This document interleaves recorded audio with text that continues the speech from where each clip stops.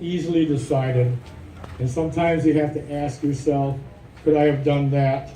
And that's exactly what United States Marine Corps Master Gunnery Sergeant Dan Smith has done here today.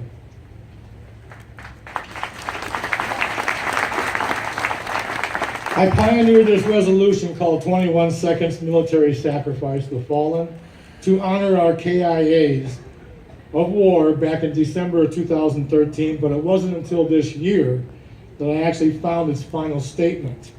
And about 2 years ago, I decided to add our nation's police departments and their end-of-watch police officers. It has been adopted by the American Legion and AMVETS Department of California, and a state Senate bill written by Senator Joel Anderson from San Diego, to which all have been passed. This resolution centers around the number 21 and the importance to our country, our military, and our police. And this is how with the following 9 statements. First, we live in the 21st century, the 21-gun salute, the 21 steps left to right that the sentinel takes at the tomb of the unknowns, the 21 seconds that the sentinel pauses when he faces the tomb of the unknowns. 1776, the birth year of our country, you have those numbers, they equal 21. 09/11/01, that calendar date equals 21, and we know it as 9/11. Pearl Harbor, the USS Arizona Memorial has 21 windows, left, top, and right, commensurate with the 21-gun salute. Honor America Days, United States Code 36. Husband, and to tell you a little bit about him. Enoch Mack McLean was born in New Orleans, Louisiana. He joined the United States Marine Corps in 1965 and served a 13-month tour in Vietnam. He was meritoriously promoted to PFC, Lance Corporal, and Sergeant. His assignments included team leader, squad leader, non-commissioned officer in charge, and primary tactics instructor for Staging Battalion, a unit which was responsible for training Marines going to Vietnam. He was NCOIC of the base theaters in Albany, Georgia. He served 6 years active duty. His awards include the Combat Action Ribbon, Presidential Unit Citation, Navy Unit Commendation, Meritorious Unit Commendation, Good Conduct Ribbon, National Defense Service Medal, Vietnam Service Medal with 3 bronze stars, Outstanding Volunteer Service Medal, Republic of Vietnam Gallantry Cross Unit Citation, Republic of Vietnam Civic Action Unit Citation, Republic of Vietnam Campaign Medal, and Cold War Medal. After leaving the Marine Corps, Mack joined the Los Angeles Police Department. During his 30 years in the LAPD, he accumulated more than 60 awards and commendations, including Police Officer of the Year, the Joe Sunlighter Award for Leadership, and the Walter Kesterson Award. He worked numerous assignments, including Vice, Narcotics, Metropolitan Division, SWAT, and Robbery Homicide, where he was partners with Detective Tom Lang from the O.J. Simpson case. During the trial, he was tasked with interviewing some of the witnesses. In addition, he worked numerous other high-profile cases. He retired as a Detective 3, the detective's equivalent to a first lieutenant, and as the Watch Commander and Administrative Office in charge of the Organized Crime and Vice Division.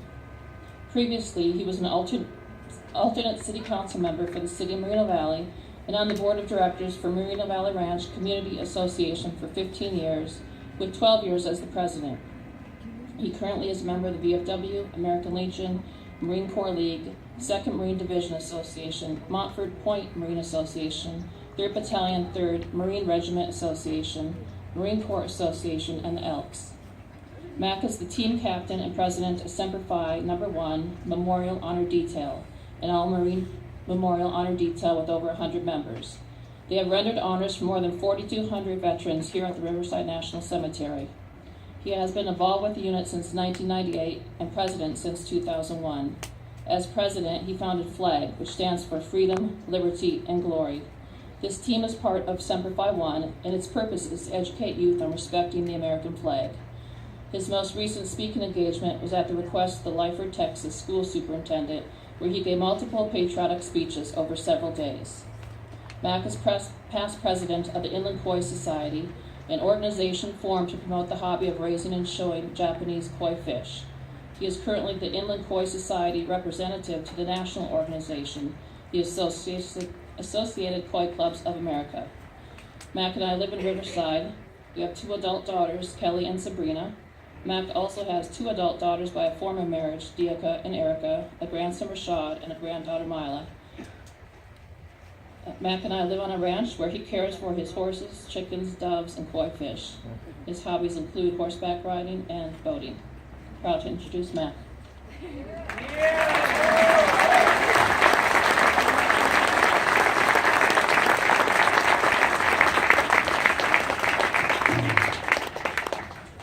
Thank you. First of all, before I get started, let me apologize in advance. I caught a cold Friday, so if I have to stop and cough, again, I apologize for you. But for those of you who do not know, and for all the Marines in the unit, yesterday the Marine Corps was 243 years old. So I just want to say happy birthday, Marines. Hurrah! Yeah! Distinguished guests, my fellow veterans, their family and friends, I am deeply both humbled and I'm honored to be speaking to you this morning. As a person, I was raised in a small town in Louisiana, less than 500 people. I attended a one-room school with a wood fireplace, 1 teacher. For me to be standing in front of such an audience is truly an amazing moment for me.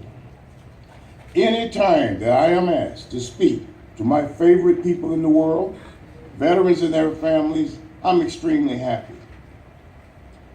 I once read an article that said, what would it be without the contribution of certain groups of Americans? They spoke of Europeans, Hispanics, African Americans, Asian, Middle Eastern, and every other group that make up this wonderful country. But ladies and gentlemen, today, I want to speak about another minority. My favorite minority, the American veteran. Amen, brother. I want to talk about what this country would be or not be without our veterans. I don't know if you're aware, but in America, in the armed forces, less than 1% of our population makes up the armed forces. I would like for you to momentarily just relax, reflect back to history, to the very beginning of this country, the Revolutionary War. Now, if you would, please picture this scenario. What the outcome would be without our American veterans. It would mean, well, first, we wouldn't be the America that we are today. We probably would be drinking a lot of cups of tea,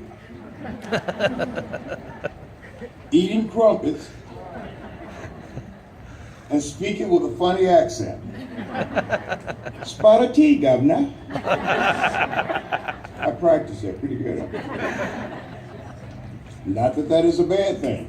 But I want you to think of those brave and heroic souls who put their families and their regular life on hold, those grand and magnificent warriors who put their country ahead of themselves.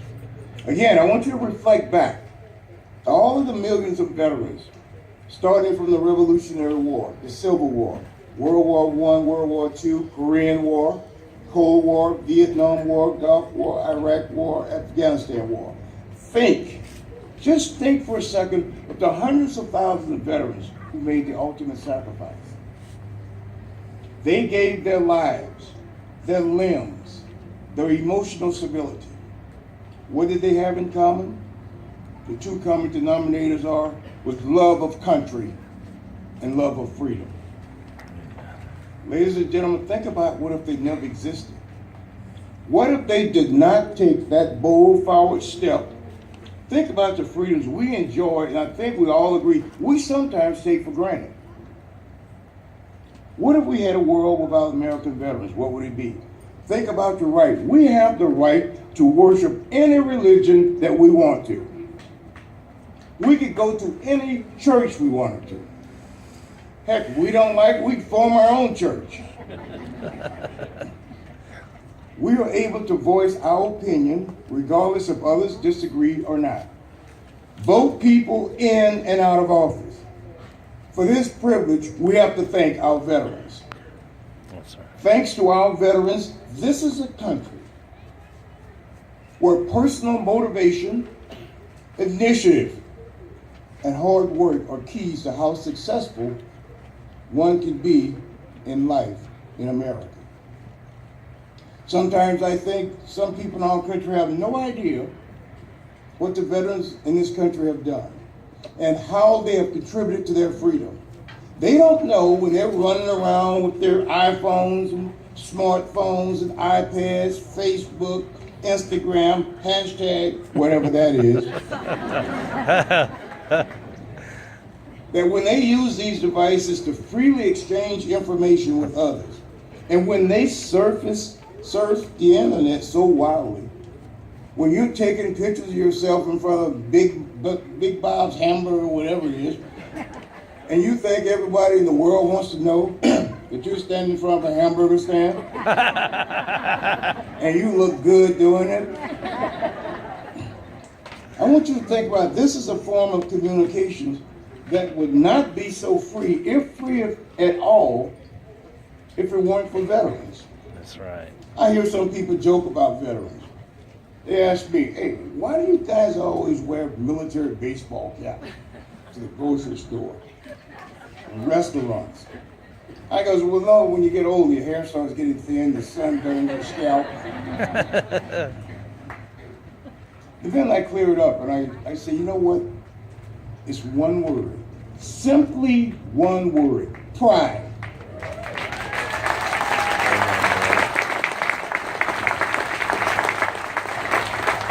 Ladies and gentlemen, they are proud to serve their country. They talk about old veterans. We old veterans, we still live in the past. You know what? Maybe we do.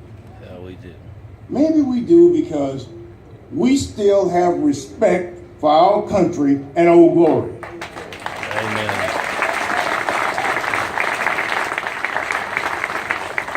Maybe we live in the past because we remember a way of life that was way so much simpler.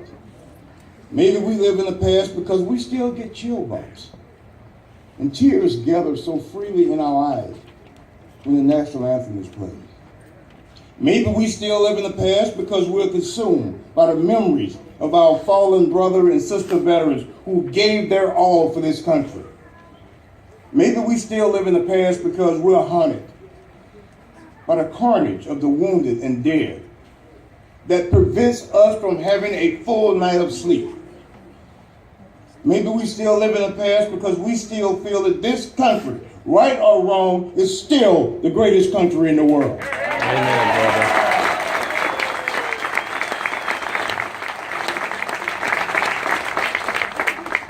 Ladies and gentlemen, if all these reasons for living in the past are wrong, then I don't want to be right. Thank you. I refuse to be right. All of that said, I'm really encouraged by the fact that in the last few years, high schools such as Martin Luther King High, led by history teacher John Corona, now have a program called King Remembers. It's a veterans program where they recognize veterans and they interview them. They get graded on writing up a transcript on it. They do this annually, and I think it is very great. Any veteran here, I really think you should, if you have not attended one of these programs, you should. To sit down with young high school kids and tell them your experiences. Watch the look of gratitude on their faces when you're done. It is both emotional and sometimes, for me, overwhelming. To enlighten and educate these kids on the dedication and sacrifices made by our veterans. Have them say to you, thank you. Thank you. I had no idea. This is extremely rewarding. Again, I encourage every veteran to do this. As a veteran of the Vietnam War, I am still haunted by the ghost of Vietnam. I still, after 50 years, I say a prayer every single morning for every person I know who was killed, every person who was next to me when he died, or those who still suffer from injuries, both physically and mentally.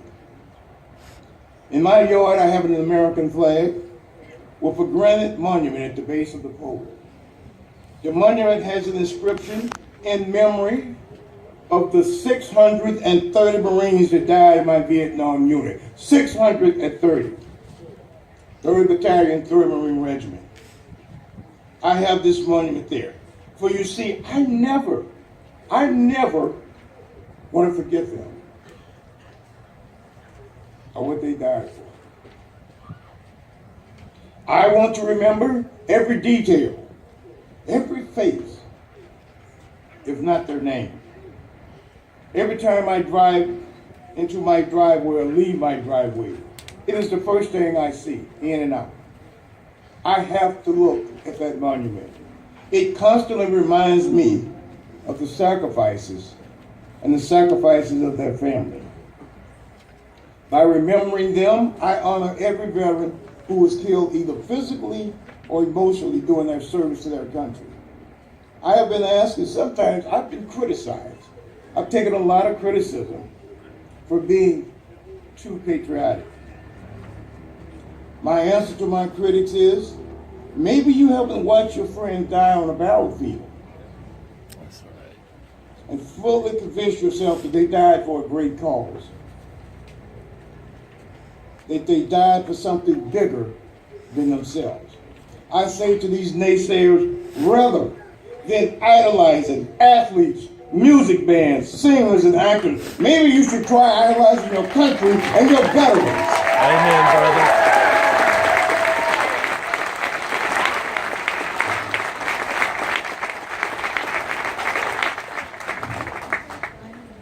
I totally believe that someone who disrespects the American flag has probably never been handed one. And you know what? I pray to God that they never have to be handed one. I find it appalling that some have the audacity to make light of people who served in the armed forces. I was at a friend's house and I heard his son make a statement, and a very well-to-do son, and may I add, a son. Well, he made a statement that said, the only people, I want you to listen to this. This kid, he goes, the only people who go into the service are those who are too lazy and too lazy to make it on the outside. That was his thinking. That was his thinking.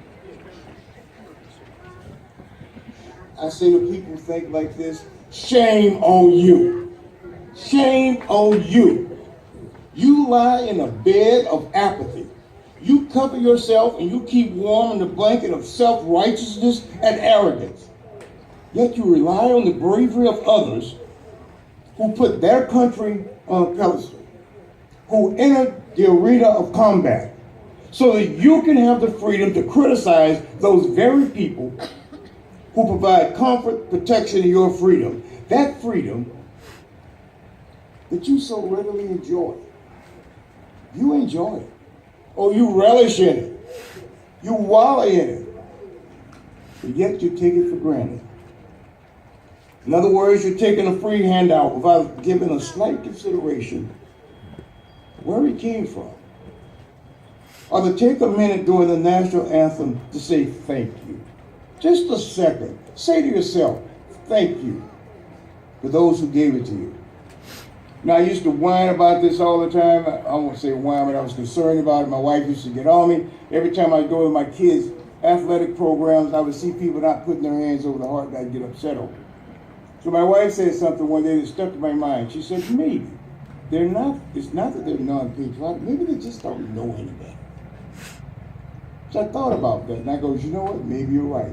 So I decided, I'm not going to stand on the sideline and whine and cry and holler. I'm going to do something about it. So I went to all the team captains in my unit. I goes, we're going to form a unit, and we're going to call it FLAG, Freedom, Liberty, and Glory. And what we do now is we send uniformed Marines. They go to high schools, to churches, Boy Scouts, Girl Scouts. They go to any community group where kids, and we give a class on flags. We give a PowerPoint presentation showing the history of the American flag, every flag this country's ever had. We show them when they're supposed to stand, when they're supposed to put their hand on their heart. We show them how to fold the flag, the 13 folds of the flag, and then we get up and we let them take turns folding the flag. We found out that in most schools, the janitors are raising the flag and lower the flag. So I goes, hey, let's teach that also. So now what we do is we teach the students how to raise the flag in the morning, how to lower it in the evening. And you know what I was astounded by? The amount of kids that once they were given this information, once they see that this is something that needs to be done, how open they were to it. It was just a matter of getting the information to them. Again, this program is great. It's grown from zero to we're overwhelmed with requests now. As I look back in history as I'm closing, I'm reminded of the words of an English nobleman. His name was Lord Chatham, who was also known as William Pitt. While speaking to the British Parliament during the Revolutionary War regarding why he felt they should stop the war with the American colonies and give them their freedom. He was begging them, give them their freedom. In speaking, he made a profound, eloquent, yet concise statement. He said, you cannot conquer America. It was the American fighting spirit that William Pitt saw and knew that to continue this war with the Americans would be fruitless. It would be useless. I stopped by here today to say, as long as we have men and women like those who serve in our American armed forces today, and the veterans who served in the past, we shall continue, and we will always be the greatest country in the world.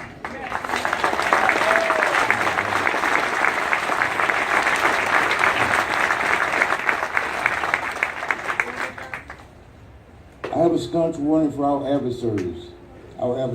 I say to our adversaries who would dare tread upon our waters and threaten our freedom and way of life, to paraphrase William Pitt, you cannot, nor will you ever conquer America. In closing, I'd like to say to all the veterans, your families and supporters, I'm proud of you. I salute you.